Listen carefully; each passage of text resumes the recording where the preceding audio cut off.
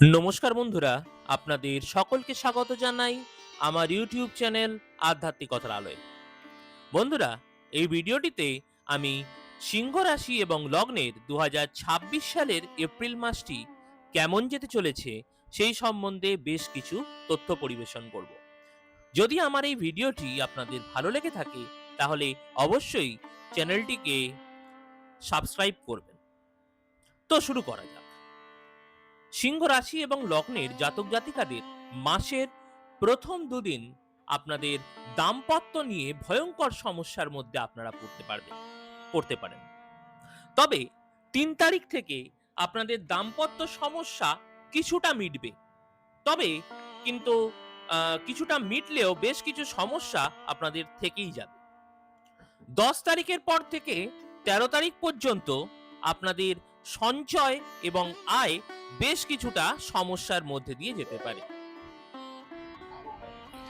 যে সমস্ত ব্যক্তিরা ব্যবসা করছেন তাদেরও কিন্তু এই সময় বেশ কিছু বাধা বিঘ্নের মধ্যে দিয়ে উন্নতি লাভ হতে পারে। তবে 10 থেকে 13 তারিখের মধ্যে আপনারা হঠাৎ করে বেশ কিছু সম্পত্তি বা অর্থপ্রাপ্তি আপনাদের হয়ে যেতে পারে। মাসের 14 তারিখের পর থেকে আপনার একটু শারীরিক সমস্যা দেখা দিতে পারে। পুরনো কোনো রোগ যেগুলো দীর্ঘদিন দেখা যায়নি সেগুলি আবার মাথাচাড়া দিয়ে উঠতে পারে। আপনার মধ্যে অলসতা বেড়ে যেতে পারে। তবে এই সবের মধ্যেও আপনার আধ্যাত্মিক উন্নতি হবার সম্ভাবনা কিন্তু এই সময় রয়েছে।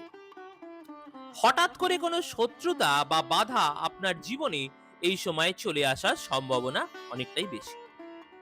মাসের 27 তারিখের পর থেকে যে সমস্ত ব্যক্তিরা চাকরি বাকরি করেন বা কোনো কর্ম করেন তাদের একটা বড় ধরনের সমস্যা কিন্তু আসতে চলেছে। আপনাদের চাকরি হারানোর যোগও কিন্তু এই সময় দেখতে পাওয়া যাচ্ছে। চাকরির স্থানে বা কর্মস্থানে কোনো রকমের কোনো সমস্যা, আইনি জটিলতা অথবা চাকরির জন্য দূরে কোথাও যাওয়া কিন্তু আপনাদের এই সময় ঘটতে পারে। তবে যে সমস্ত ব্যক্তিরা বিদেশে চাকরি করছেন তাদের জন্য সামান্য কিছু ভালো ফল এই সময় আসতে পারে। এই 27 তারিখ থেকে আপনার বাবার সাহায্যে বেশ কিছু উন্নতি এবং আপনার দূরযাত্রা বা ভ্রমণ ইত্যাদি কিন্তু হবার সম্ভাবনা রয়েছে।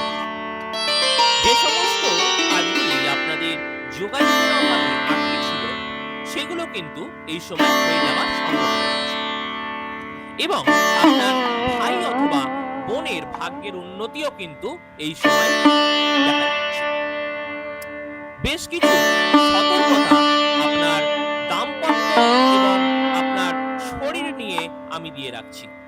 এই দুটি নিয়েই কিন্তু আপনারা এই মাসে জর্জরিত থাকতে পারেন। মাসের শেষের দিকে চাকরি হারানোর সম্ভাবনা রয়েছে ইত্যাদির হাত থেকে আপনারা অনেকটা মুক্তি পাওয়ার জন্য বা পুরোপুরি মুক্তি হয়তো পাবেন না, তবুও একটাই পথ হলো আপনারা ভগবান শিবের পূজা করুন এই মাসে এবং অবশ্যই হনুমান চালিসা নিত্য পাঠ করুন। আপনাদের জীবনের দুর্দশা কিছুটা হলেও মুক্ত